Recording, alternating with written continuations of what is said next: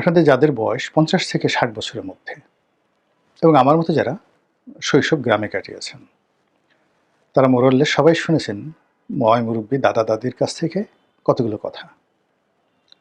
চুল কি বাতাসে পেকেছে, বা হাওয়া খেয়ে কি আমরা বুড়ো হয়েছি, দেশে আসলে কলিকাল, ছাগলে চাটে বাঘের গাল, কত কিছু দেখলাম, হায়রে কলিকাল, কিসে কি হচ্ছে, বেগুন গাছে, মানে এই সমস্ত নানা রকম যে প্রবাদ, যে সেই প্রবাদগুলো যারা শুনেছেন, হয়তো শৈশবে তাদের কাছে এই বিষয়গুলোকে কথার কথা মনে হয়েছে, বা নেহায়েত যাকে বলা হয় বৃদ্ধদের সেই অপ্রয়োজনীয় এবং অপাঙ্ক্তেয় বুলি হিসাবে মনে হয়েছে।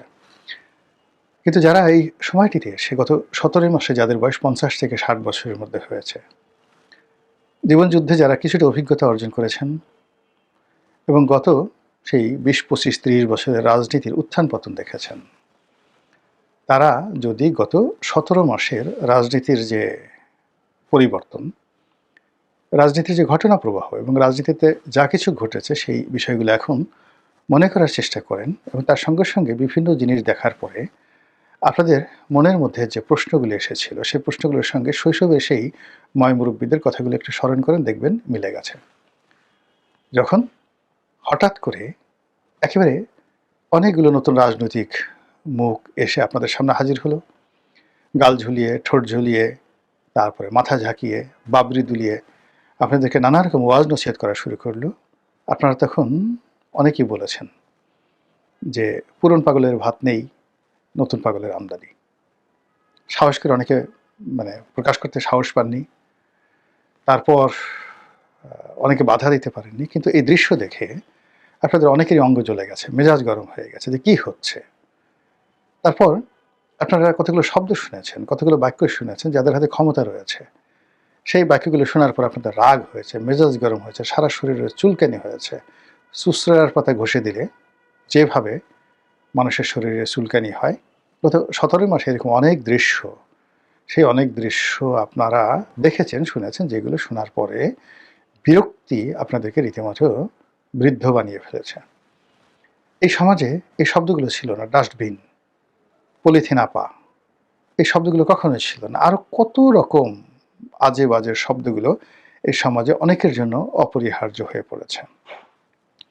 তো যেটা বলছিলাম যে গত ১৭টি মাসে আমাদের হাজার বছরে যে রাজনীতির কৃষ্টি কালচার, সেই কৃষ্টি কালচারে এদেশে কী করা সম্ভব, অর্থাৎ একজন রাজা কী করতে পারেন, এবং আমাদের জনগোষ্ঠী বিভিন্ন পরিবেশ পরিস্থিতিতে কী ধরনের রাজনৈতিক আচরণ করে, কখন বিদ্রোহ করে, কখন বিপ্লব করে, কখন সফল হয়, কখন ব্যর্থ হয়, এটি মোটামুটি সেটেলড।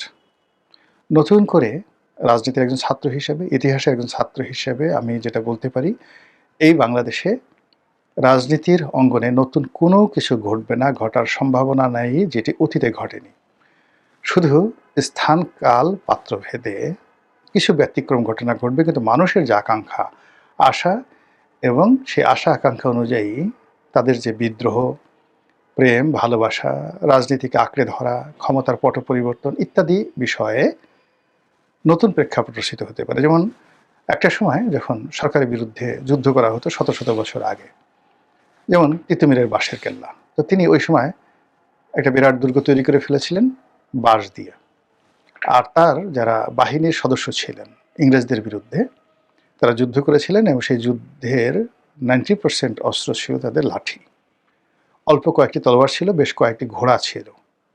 এটি দিয়ে ইংরেজদের কামানের বিরুদ্ধে তারা যুদ্ধ করেছেন। তারা বোঝার চেষ্টা করুন, সেই তিতুমিরের বাঁশের কেল্লা, বাঁশের লাঠি, অল্প কয়েকটি তলোয়ার এবং ঘোড়ার জায়গাতে এসে যদি 2024 সনে আপনি এই যে গণ অভ্যুত্থান, গণ বিপ্লবের কথা চিন্তা করেন, তাহলে দেখবেন যে ইংরেজ সৈন্যদের হাতে যেভাবে ওই আমলের অত্যাধুনিক অস্ত্র ছিল, তার পরিবর্তে এই আমলে অন্য কোনো অস্ত্রশস্ত্র, আমেরিকান তৈরি, রাশিয়ার তৈরি দামি অস্ত্রশস্ত্র ছিল, এসএসএফের হাতে ছিল, পুলিশ, আর্মি, বিডিআর হাতে ছিল, এবং ওইগুলো মোকাবেলা করার জন্য তিতুমিরের সৈন্যদের মতো এ যুগের বিদ্রোহীরাও অনেকে অস্ত্র যে হাতে তুলে নিয়েছিলেন, এবং আরও অস্ত্র যে তাদের প্রস্তুত ছিল এবং তারা যে একটা দীর্ঘমেয়াদী গেরিলা যুদ্ধের জন্য প্রস্তুত হচ্ছিলেন, এটি এখন ওপেন সিক্রেট।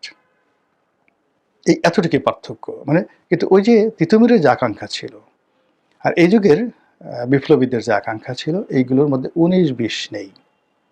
ইংরেজের আগে মুঘল জমানাতে বেশ কয়েকবার বাঙালি জেগে উঠেছিল এবং বাঙালিরা মুঘলদের সময়টিতে প্রথম জেগে উঠেছিল শের শাহের নেতৃত্বে, তারপরে জেগে উঠেছিল ঈশা খাঁর নেতৃত্বে, তারপরে জেগে উঠেছিল মুসা খাঁর নেতৃত্বে, ঈশা খাঁর পুত্র। মুঘলদের আগে সুলতানি আমল, সেই দীর্ঘ সুলতানি আমলে মানে অনেকে, ফখরুদ্দিন মোবারক শাহ থেকে শুরু করে বহু সংখ্যক রাজনৈতিক নেতৃবৃন্দ তারা কিন্তু বিদ্রোহ করেছিল। তার আগে সেন যুগ, মানে ইখতিয়ারউদ্দিন মোহাম্মদ বিন বখতিয়ার খিলজির আগে সেন যুগ, সেন যুগের আগে পাল যুগ, 400 বছর আগের যে পাল যুগ, পাল যুগের আগে 100 বছরের যেটাকে বলা হয় মৎস্যান্যায়, 100 বছরের মৎস্যান্যায়ের আগে সেই থানেশ্বরের রাজা হর্ষবর্ধনের রাজত্ব, হর্ষবর্ধনের রাজত্বের আগে শশাঙ্কের রাজত্ব। এই তো ইতিহাস। আর এর আগে যদি আপনি আরও 5000 বছর আগে চলে যান, তাহলে সেই মহাভারতের যুগে জগদত্তের শাসন ছিল। তো সেই যে জগদত্তের যুগ থেকে আজকের ডক্টর মোহাম্মদ ইউনূসের যুগ পর্যন্ত বাঙালির যে স্বাধীনতার আশা আকাঙ্ক্ষা, রুখে দাঁড়ানোর আকাঙ্ক্ষা, এই সবগুলোই সেম, 19-20 নেই। নতুন করে কোনো কিছুর যাকে বলা হয় এখানে স্কোপ নেই। এর কারণ হলো মানুষের যে হিউম্যান বডি আর মাইন্ড, এটা চিরায়ত। মানুষের আত্মা কখনো মরে না। এই আত্মা একসাথে তৈরি হয়েছে, সেই সমস্ত আত্মাগুলো, রূহগুলো একসাথে তৈরি হয়েছে। এই আত্মাগুলো আল্লাহ বিভিন্ন সময় পাঠায় পৃথিবীতে, ওটা একটা দেহ ধারণ করে। আবার এই দেহ থেকে আত্মাগুলো চলে যায়, চলে গিয়ে একটা জায়গাতে আল্লাহর কাছে যায় এবং কিয়ামতের ময়দানে সকল আত্মাগুলোকে আবার শরীরের মধ্যে প্রবেশ করানো হবে। যত শরীর একসাথে জেগে উঠবে। এই তো সংক্ষিপ্ত কালের সংক্ষিপ্ত ইতিহাস। তো এই চিরায়িত যে মানুষের রাজনৈতিক আশা আকাঙ্ক্ষা, সেই আশা আকাঙ্ক্ষার বিপরীতে গিয়ে গত 17 মাসে আমরা কত কিছু শুনলাম। কিংস পার্টি শুনলাম, নতুন বন্দোবস্ত শুনলাম, রিসেট শুনলাম, সংস্কার। তো এটা নিয়ে যারা এগুলোর বক্তা, তাদের বক্তব্য শুনলে মনে হতো যে তারা এই বাংলাদেশের সব কিছু এমনভাবে সংস্কার করবে যে এই বাংলাকে আসলে চেনাই যাবে না। এটা হয়তো সিঙ্গাপুর হয়ে যাবে, ফ্রান্স হয়ে যাবে, ইংল্যান্ড হয়ে যাবে, আমেরিকা হয়ে যাবে রাতারাতি। কিন্তু 17 মাস পরে দেখলাম যে কিছু তো হয়ইনি, বরং আমাদের এই বাংলাদেশের, স্বাধীন বাংলাদেশে যে সময়গুলোকে আমরা সবচেয়ে নিন্দনীয় এবং খারাপ সময় বলি, পরিস্থিতি তার সাথে খারাপ হয়েছে।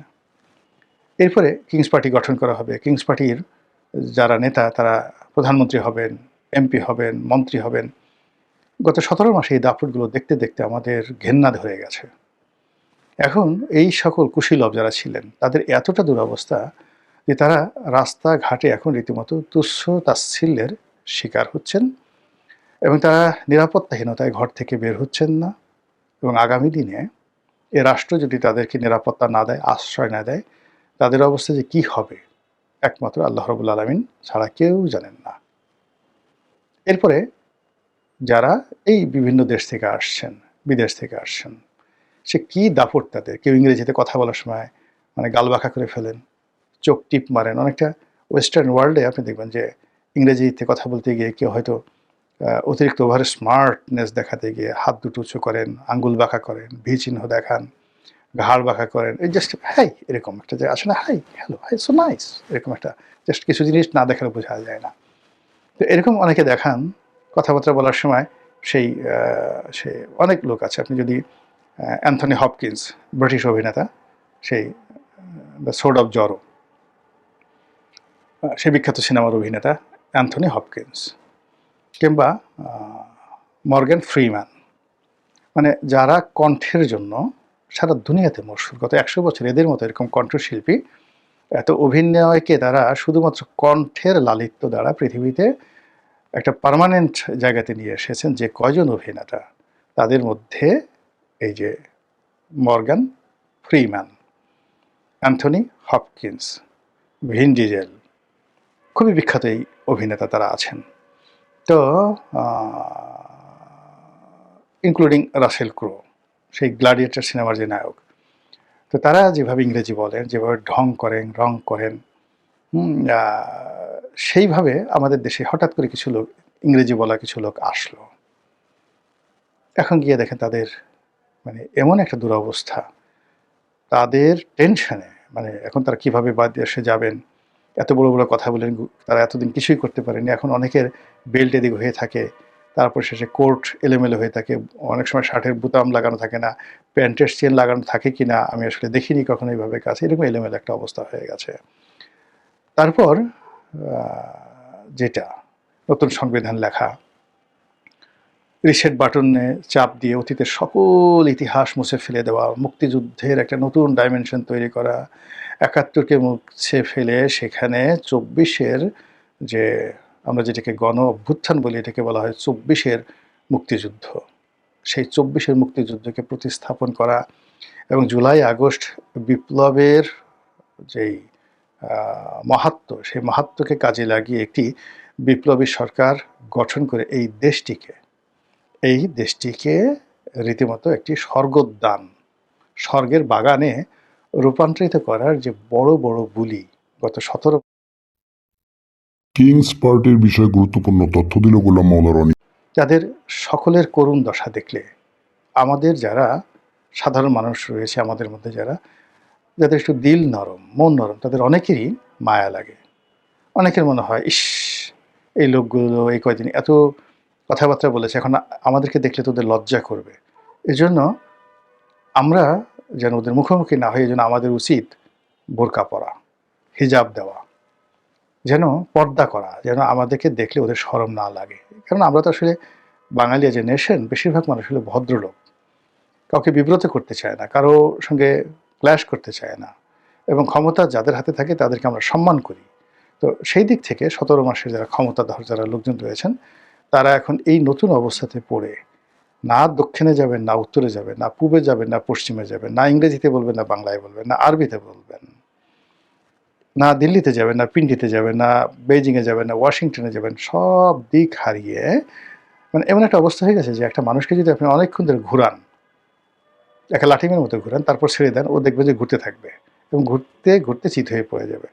তো এখন এই ১৭ মাসের যারা কুশীলব, তারা বেশিরভাগই ওইভাবে ঘুরছেন লাঠিমের মতো। ঘোরার পরে শেষ পর্যন্ত তারা দাঁড়িয়ে থাকতে পারবেন, নাকি ওই যে আমাদের শৈশবে আমরা নিজেরা যখন ঘুরতাম, ঘুরতে ঘুরতে একটা সময় আমরা একেবারে চিত হয়ে পড়ে যখন আকাশের দিকে তাকাতাম, মনে হতো দুনিয়াটা ঘুরছে। এখন এই কুশীলবরা কি দাঁড়িয়ে থাকতে পারবেন, না ওইভাবে চিত হয়ে পড়ে দেখবেন যে সারা দুনিয়া ঘুরছে? সেটা সময় বলে দেবে। আসসালামু আলাইকুম রহমতুল্লাহি ওয়া বারাকাতুহু।